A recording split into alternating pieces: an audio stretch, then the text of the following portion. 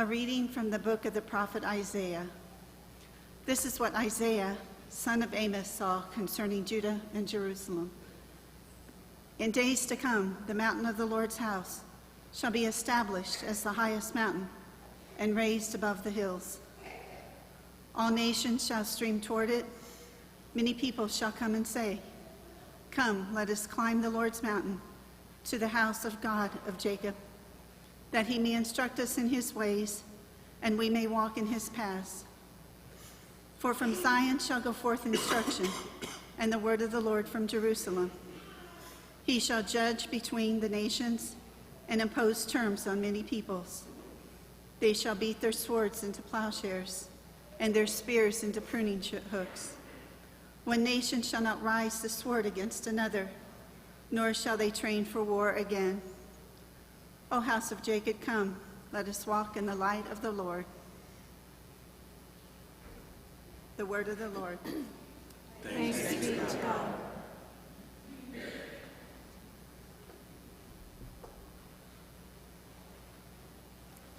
The words to the psalm refrain can be found at number 991.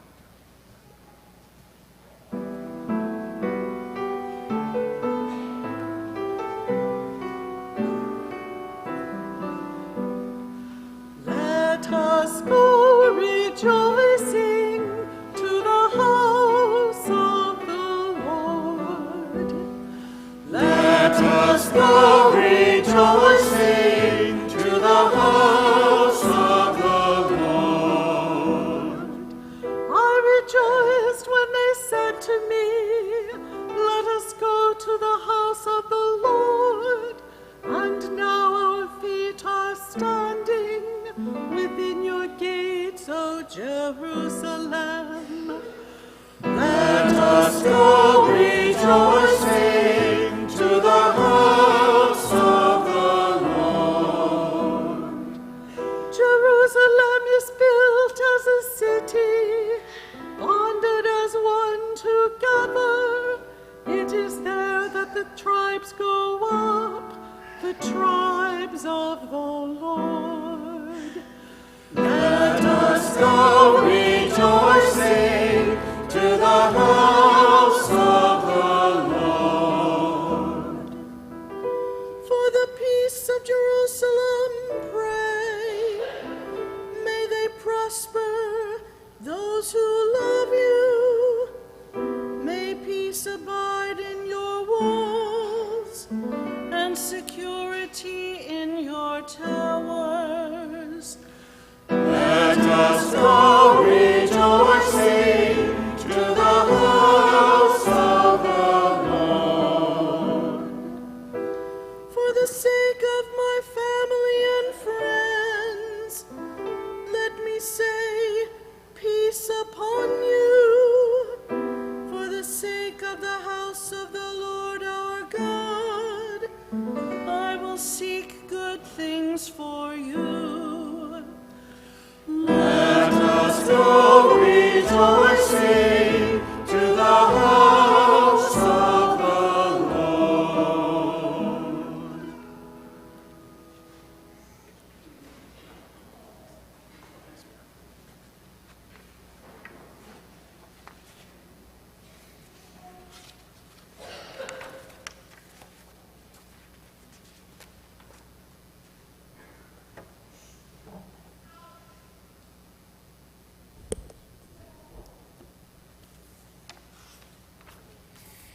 A reading from the letter of St. Paul to the Romans. Brothers and sisters, you know the time. It is the hour now for you to awake from sleep. For our salvation is nearer now than it was when we first believed. The night is advanced, the day is at hand. Let us then throw off the works of darkness and put on the armor of light.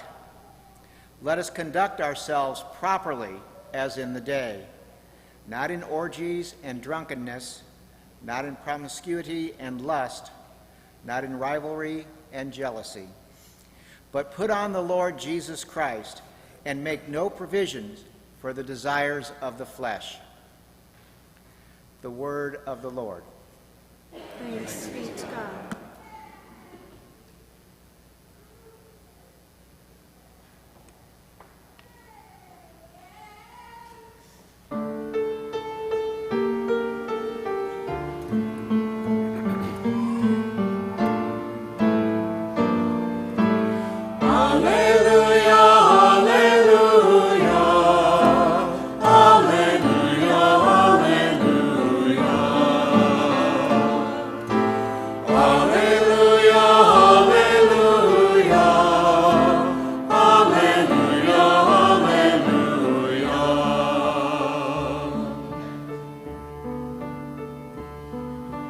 Lord, show us your mercy and love, and grant us your salvation.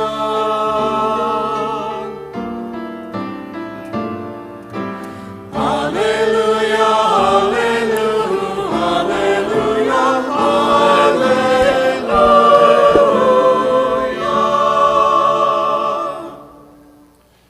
The Lord be with you. And with your spirit. A reading from the Holy Gospel according to Matthew. Glory to you, O Lord. Jesus said to his disciples, "As it was in the days of Noah, so it will be at the coming of the Son of Man. In those days before the flood, they were eating and drinking, marrying and giving in marriage, up to the day that Noah entered the ark. They did not know until the flood came and carried them all away. So will it be also at the coming of the Son of Man. 2 men will be out in the field. One will be taken and one will be left. 2 women will be grinding at the mill. One will be taken and one will be left. Therefore stay awake, for you do not know on which day your Lord will come. Be sure of this, if the master of the house had known the hour of night when the thief was coming, he would have stayed awake and not let his house be broken into. So too, you also must be prepared, for at an hour you do not expect, the Son of Man will come." The Gospel of the Lord. Praise to you, Lord Jesus Christ.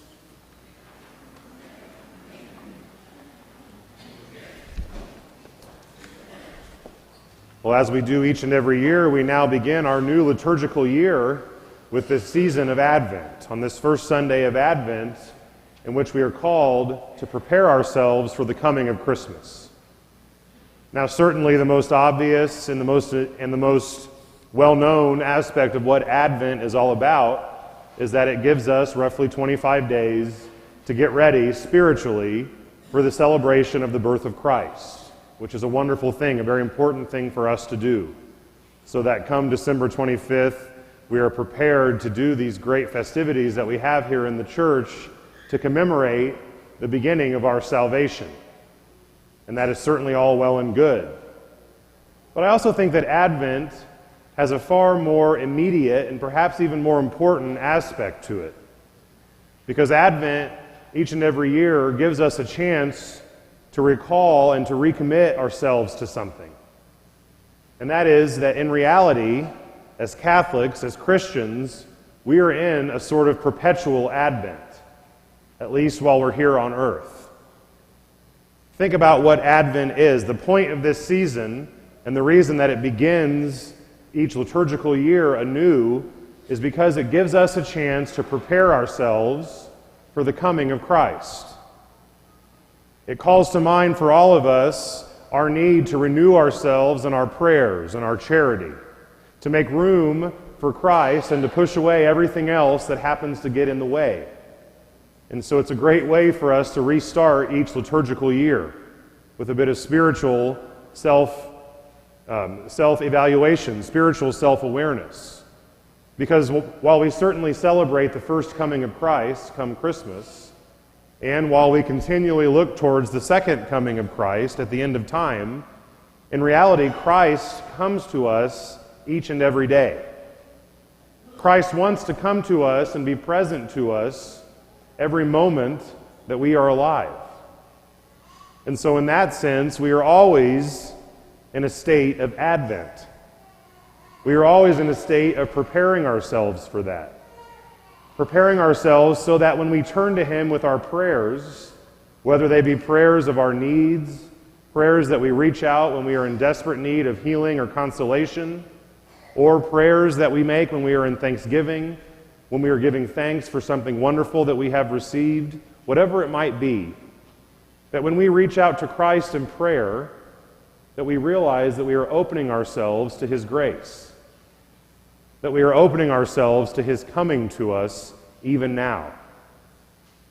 It's this immediate advent of Christ, this immediate coming to all of us, that allows us to have a relationship with Christ in the here and now.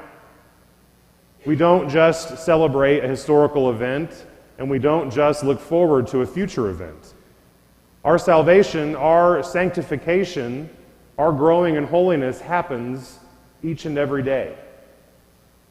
And so as we begin this season of Advent now to prepare ourselves for Christmas, we are also reminded, as Christ says, "You know not the hour when I am coming. You know not the hour when I will come knocking, and I wish to come to you, to bring you my grace, to bring you my consolation, to lead you to something that I need you to do, to help someone else, to reach out so I can work through you for someone else." And whatever it might be, we need to be ready. If our lives are too cluttered with noise and distractions, with all the other things that pull us away, that bring us away from that one relationship that truly matters, now is the time for us to reprioritize, for us to recommit and reorient ourselves back to Christ. The church gives us this opportunity every year, so let us not waste it. And so over the next 25 days or so, as we come, as we light the candles to mark the time as we get closer and closer to Christmas, we hopefully will grow more and more in holiness, so that when that day does come, it can be a great start for us for this coming year, so that all of us can receive Christ in our hearts even right now.